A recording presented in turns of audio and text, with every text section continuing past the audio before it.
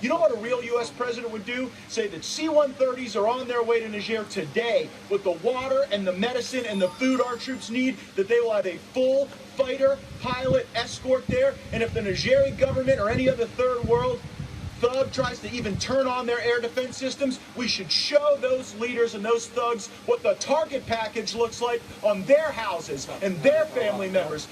Because it should not be Americans that are suffering because President Biden and Blinken are so embarrassed that their strategy in Africa failed that they're willing to let Americans' conditions deteriorate. Always keep our people's well-being at the forefront of our minds. And today we should be resupplying our troops in Niger, Africa, and we should dare these thugs and criminals to mess with us while we're doing that. This is a total embarrassment, but saving politicians and people like Biden and Blinken from embarrassment is not worth putting U.S. troops at risk.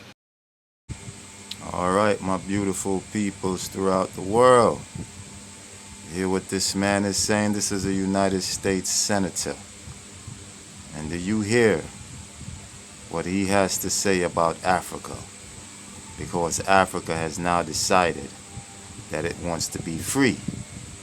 I'm saying this to say, my brothers and sisters, as we strategize, really build a sustainable Africa, we must understand the root causes of what is really going on that is never talked about. The value addition to our natural resources is only going to be a trick. Value addition to our natural resources by the Africans, for the Africans, is a threat to the Western world. Let's make no mistake about it. They know it, and they are going to fight us. You be prepared to fight back. The way you fight back is through knowledge. Now you have it. Disrupt the World Trade Organization in these policies that are skewed against Africa. I hope y'all hear what the Warrior Queen had to say. And that's real talk, people.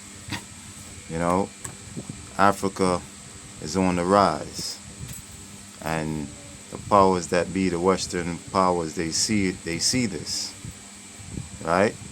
And they're making every move they can to stop that rise. So, you know, Africans on the whole, wherever you are in the world, you need to recognize, see it, and realize it's your time. All you black folks in the militaries, these white folks militaries all around the world, when the time comes, you all have to recognize it too, okay? And know what you have to do. I don't need to spell it out for you. You know, what you all have to recognize it, black people all around the world. Africa is strengthening up, and it needs to continue strengthening up. Africa is going to end up being the backbone. Africa is going to be the one who take the powers that be on head on. Be prepared. A region of the world that the U.S. has treated as its colonial so-called backyard for centuries, since the 1823 Monroe Doctrine, in which the United States essentially claimed that Latin America is our colonial sphere of influence. And the U.S. has invaded and militarily occupied the majority of countries in Latin America. The CIA has backed coups that have overthrown democratically elected left-wing governments all across Latin America and installed brutal, violent, right-wing military dictatorships from the southern tip of South America all the way up to Central America and even Mexico. This also includes the Caribbean islands, such as Jamaica, Haiti, Cuba, Puerto Rico. Yeah, they all fall underneath that doctrine. It was an open announcement of a battle against the Western ideologies shaping Africa. Ibrahim Traoré explicitly hinted in his statements that the West should stop expecting that what it thinks is wrong would be wrong for Africa too. That's what Nelson Mandela said, which later became one of the most famous statements. He had said that the West should stop thinking that its enemies would be the enemies of every country on the planet. Now, Traoré manifests Nelson Mandela's statement, showing the West that he does not care about what they think. He will do whatever is right for his own country. Gone are the days when African countries had to first ask for the Western countries' permission to make foreign policies. President Ibrahim Traoré of Burkina Faso is expressing a fundamental shift in African foreign policy. His statement signals a call to break away from historical norms influenced by colonial perspectives, where African nations were often assumed to automatically share the interests and adversaries of the West. President Traoré emphasizes the necessity for African countries, including Burkina Faso, to shape their foreign relations based on their unique geopolitical, economic, and security considerations. This stands in contrast to automatically aligning with the adversaries perceived by Western powers. President Ibrahim Traoré is promoting a more independent and region-specific approach to foreign affairs by advocating for a departure from colonial-era mentalities. He stressed the significance of African nations determining their own enemies and allies based on their national interests, regional dynamics, and global geopolitical realities. This approach challenges the assumption that what is considered detrimental to the West must inherently harm Africa, fostering a more subtle and self-reliant understanding of international relations. This has never been done in the past. If an African leader were to advocate such an idea, he would be assassinated instantly. Becoming a nuclear power would increase Burkina Faso's independence, as the West would no longer be able to dictate or blackmail the country, as seen in the case of North Korea, which continues to do business despite heavy sanctions imposed by the West. This idea unlocks various opportunities for African countries, allowing them to benefit beyond the limitations imposed by the West. In essence, it signifies the complete liberation of African nations, freeing them from Western influence. If this occurs, Western countries will no longer have access to African land for exploitation and prosperity. I know you want to kill me, but I just raised the price. You want me dead, but you gonna pay a price to get that result. Who wants to kill you? Why? I believe that conversation is raging right now in government circles because I appear to be interfering with America's foreign policy objectives in Africa and in the Middle East. They want me kind of silenced or muzzled, and if they can destroy my credibility, as they did Martin Luther King first, take him down in the eyes of his people and then assassinate him. I don't believe that America is beyond that. I believe it's being discussed right now in the White House. I believe it's being discussed by certain members of Congress. How are you going to deal with Farrakhan? Yes, I presented you with a dilemma, but I'm warning America. I'm not Martin Luther King. I'm not Malcolm X. I'm in a little different time frame. And I think you would be wise to see if God is with me. And if God is with me, you would be well to leave me alone. For the first time in history, black suicide is up. Black men are committing suicide, young men and older men. Even when we were in slavery and the conditions were intolerable, black men survived without the black men. Even when we were in slavery and the conditions were intolerable, black men survived without suicide. But today, the black man is killing himself because he sees no way out.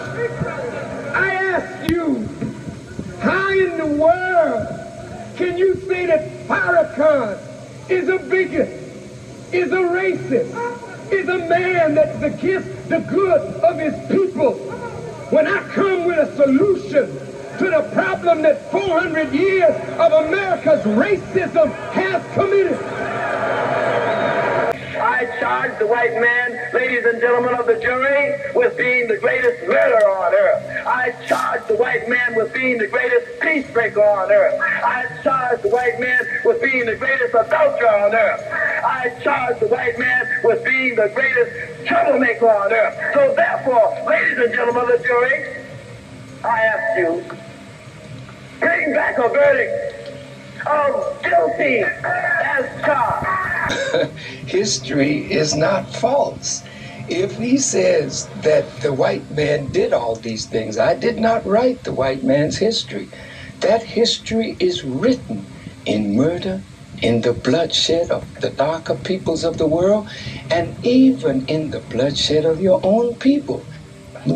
I believe, Mike, that if we can't get along in peace, then we should separate.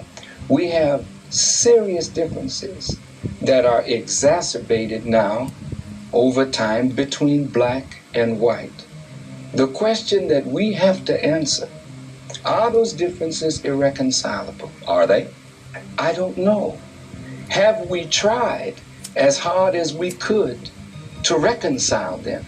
And if we have, and we cannot, then separation would be the best answer.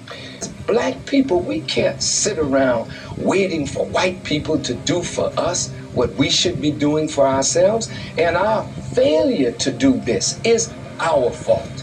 White folk have done bad by us in the past. Yes, that is true. And they do some bad by us today. But if we did better by ourselves today, we could help to reconcile this difference. I'll tell you if I get a chance. Black people have been robbed, as I said earlier, of a knowledge of self. And when you rob people, sir, of a knowledge of self, then it means that they start to take on the characteristics and the nature of their oppressor and their colonizer. And his mind, by automatic, systematic, remote control, rules in our people. He gives them the guns and the weapons and the drugs and the alcohol, the way you did our brothers, the red man and the red woman, brothers and sisters, the way you did our Latino brothers and sisters, and then you pit one against the other and then say, look at what these people are doing. Sir, this is not reverse racism nor discrimination that you could tie into your statement on Hitler. If the slave master is whipping the slave and blood is running down the slave's back, and that's incidentally where the term cracker comes from the cracker man who had the crack of the whip on the slave's back. But if the slave takes the slave master's whip from him and starts whipping the slave master with his own whip, that is not reverse racism, that is not reverse discrimination, that is the slave getting out from under the yoke of bondage and oppression. You make me sick to my stomach with that. Because at the same time that you were fighting, you were not fighting for the freedom and independence of black people. Soldiers, black soldiers in segregated companies lost their lives on foreign soil there, but would have to come back and fight just to get a bite to eat and not have to go to the toilet on the side of the road somewhere in the bushes. So you're nothing but hypocrites, and you won't pull that small-time stuff over on me. When they took you from Africa and they banned you from being called Kunta Kinte, Rasul, or Muhammad. Right. When they took us on that westerly course, then they forced us into their names. Teach. And they called us Smith, Jones, Robinson, Green, Brown, Hogg. A black man called Mr. White. And when we go to China, and we put our passport down, and the Chinese immigration control official looks at that passport and he sees Mr. White, he expects to see a white man. And when he sees the black man, he says, uh-oh, this man doesn't know who he is. That's right. I shall try. But many of us as black people today, we're very foolish people. Right. Because we don't understand why another man gives you his name. Because when he gives you his name, the giving of another's name denotes possession. It means he owns you. As long as you're walking in another man's name, he knows he owns you. You can talk as strong as you like. Yeah, I'm for black, yeah, Mrs. White. Yeah, they're laughing at you. Because they know that when you take another's name, that's why in marriage, in the tradition of marriage, the woman takes the man's surname. Go ahead. And leaves her maiden name because that taking of the other's name denotes possession. In the event of divorce, you don't walk around with the other man's name. You now relinquish that name because you're no longer with that one.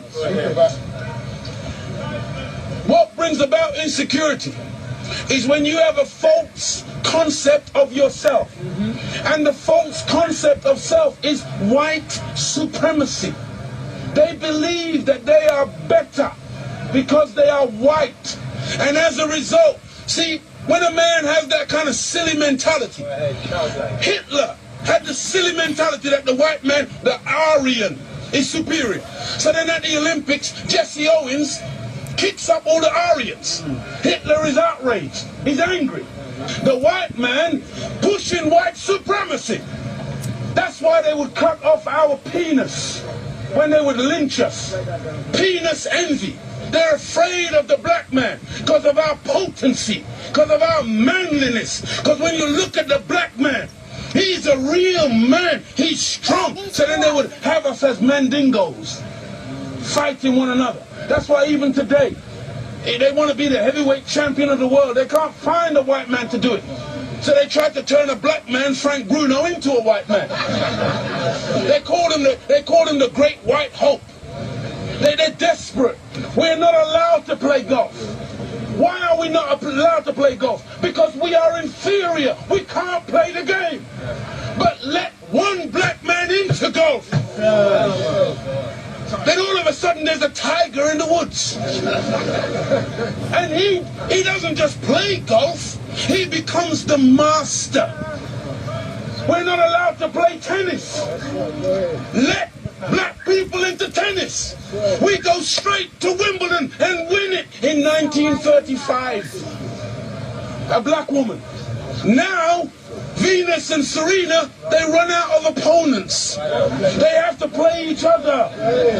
The white people cannot compete on an even playing field. They let us into athletics. You can't run like us. You let us into any field of endeavor, we dominate it. So they feel, and they become very afraid of anything that goes contrary. And so every time a black man stands up for black people, Martin Luther King, shot down. Malcolm X, shot down. Patrice Lumumba, shot down. Steve Biko, shot down. Everyone, Nelson Mandela, they locked him up for 27 years. We can count back 400 years of the most brutal treatment. Look, they took my name, my language, my culture. They killed my mother, my father, denied me religion, disallowed me to read or write for over 300 years. Reduced me to the level of an animal where they branded me on my chest, branded me on my buttocks with a branding iron. And they called me 3/5 of a human being in the American Constitution. Is that the act of a human being or the act of a devil? It's for you, you answer. We're not, just calling white people names. No!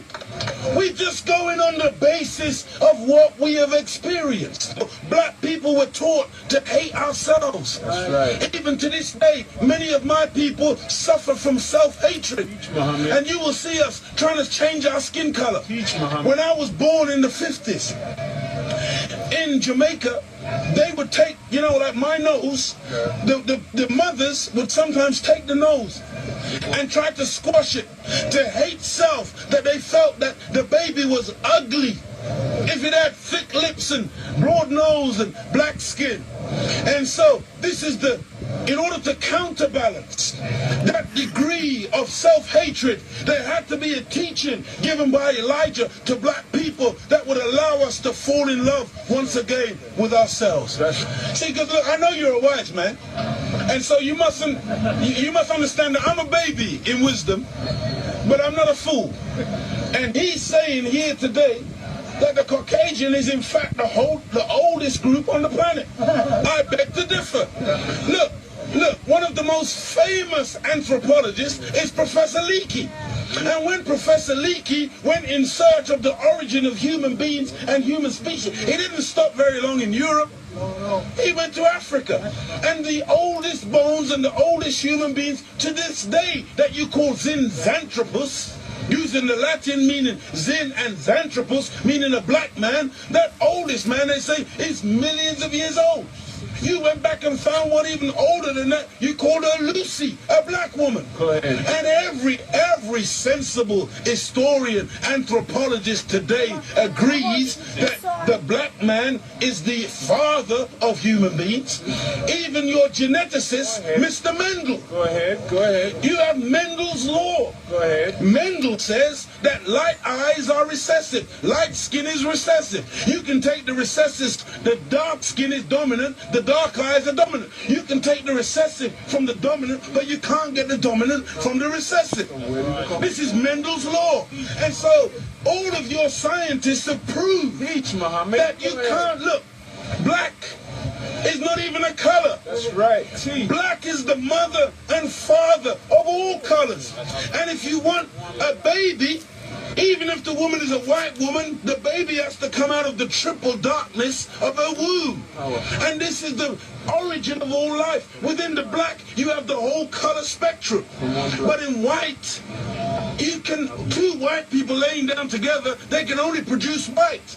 But two black people in darkest Africa can lay down together and produce albino with blonde hair and blue eyes. That's right. Teach, Muhammad. This happens all the time. And so we need to really get these facts correct today and understand that as gray as your hair is, you are listening to your father today. Teach, Muhammad. This is daddy talking. Teach.